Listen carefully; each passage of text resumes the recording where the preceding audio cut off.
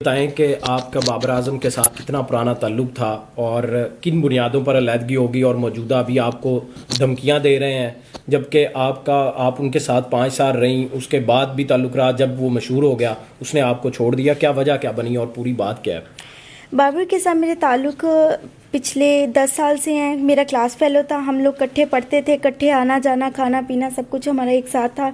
2010 में बाबर ने जब मुझे प्रपोज़ किया था, हम लोगों ने शादी करने का फ़ैसला किया। शादी करने के बाद हम लोगों ने शादी करने का जब फ़ैसला किया तो फिर हम लोगों ने अपनी फैमिलीज़ को इंसिस्ट किया कि हम लोग शादी करना चाहते। दोनों फैमिलीज़ ने इनकार ही किया एक तरह से, तो क्योंकि हमारे में आउट ऑफ कास्ट शादी नहीं करते। मेरी फैमिली ने थोड़ी रिस्ट्रिक्शन जब की तो बाबर ने मुझे घर से भगा लिया। 2011 में बाबर मुझे लेके चला गया। फिर शादी करने की बजाय उसने मुझे मुख्तलिफ जगह पे किराए के मकान में रखा।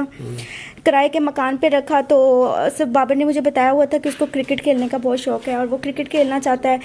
उसको मैंने यही बोला था कि आप क्रिकेट अपनी खेलें, ठीक है, जो होगा देखा जाएगा। फिर वक्त गुजरा, मैंने काफ़ी दफ़ा इस दौरान इसरार भी उसको किया कि हम शादी कर लेते, बट वो यही कहता रहा हालात अभी इस तरह के नहीं कि हम शादी करें, अभी हालात ऐसे नहीं है, ये है वो है। अपनी सारे हालात मुझे मेरे सामने भी थे और वो भी जानता था इस बात को।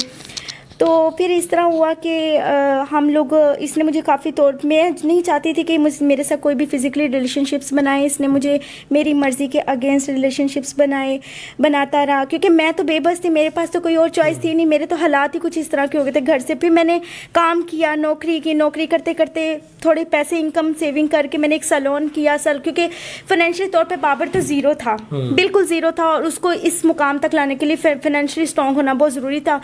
तो जैसे कि मैं मोहब्बत करती थी, मैंने उसको फाइनेंशियली तौर पे हर तरह से जो कमाया 3-4 साल तक देती रही। 2014 में जब उसका पाकिस्तानी ये टीम में नाम आया, मैं भी बहुत खुश थी, बाबर भी बहुत खुश थे। हम लोग बाबर बाहर के मुल्कों में जाते थे, आते थे, मैं घर ही होती थी, हमारा वक्त गुजरता रहा। क्योंकि जब वो यहाँ पर नहीं होता तो उस दौरान वो कुछ ना कुछ अपने कुछ ऐसे प्लेयर्स थे जिनमें उस्मान कादिर था, इनके कुछ कज़न्स थे, इसका छोटा भाई था, ये मेरा ख्याल भी रखते थे। मतलब मुझे किसी चीज़ की ज़रूरत होती थी, मुझे जब पाकिस्तान टीम का हिस्सा वो बन गए थे उसके बाद उनका रवैया आपके साथ कैसा था?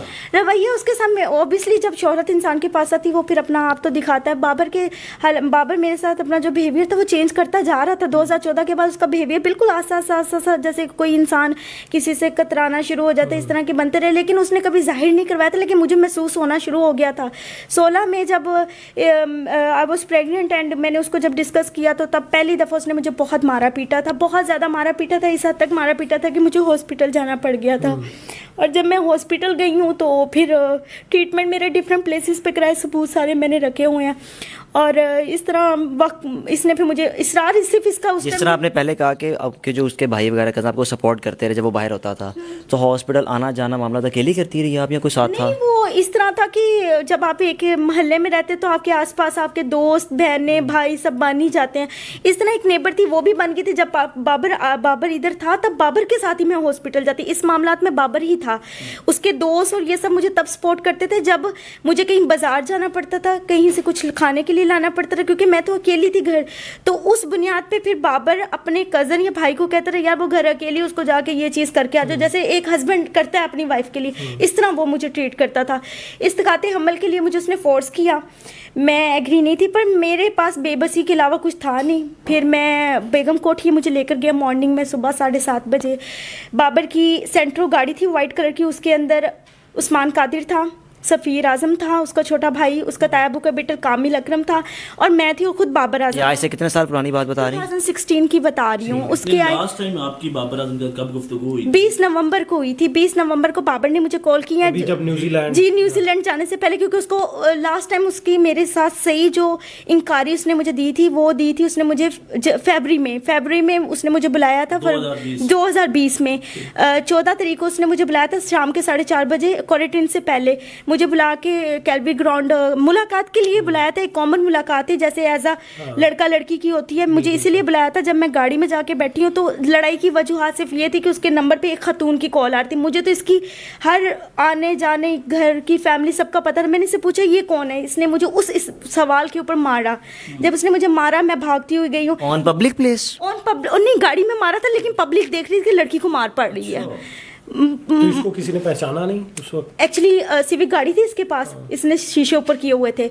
दोबारा फिर एक मुलाकात हुई है, उस टाइम ये ऑडी पे आया है, और जब आया है तो इसने तब भी मुझे फिर मारा। लेकिन मैं सिर्फ अब मुझसे लोग सवाल करते, जो मेरा मेन सवाल है, लोग मुझसे सवाल करते मैं 10 साल तक क्यों खामोश रही। मैं खामोश नहीं रही। मुझे जब जब बाबर आजम ने मेरे साथ तशद्दुद किया, जब जब मुझे मारा, जब जब मुझसे मेरे साथ ज्यादती की, मैं तब तब पुलिस के पास गई हूँ। मैं कानून के पास हूँ, क्योंकि वो मेरा राइट था। मेरे पास उसके खिलाफ कोई कानूनी कार्रवाई 17 में करने की उन्होंने कोशिश की थी, लेकिन मैंने आपको बताया कि हमारी मशरूत सुलह हो गई थी।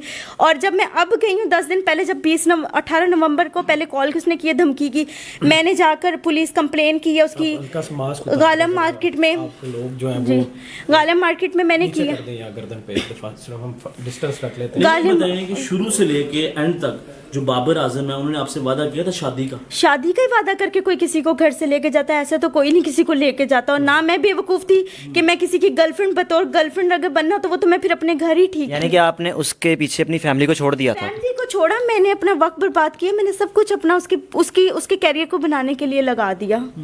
अब ये भी कहा जा रहा है ना कि आपके पास वीडियो मौजूद है उनकी। किस चीज की वीडियो? आपके पास तमाम सबूत हैं जो बाबर के? हाँ जी, यानी कि जो कॉल्स पे बात होती थी, रिकॉर्ड्स वगैरह सारा कुछ मौजूद है। जो लास्ट कॉल हुई है वो मेरे मोबाइल में है।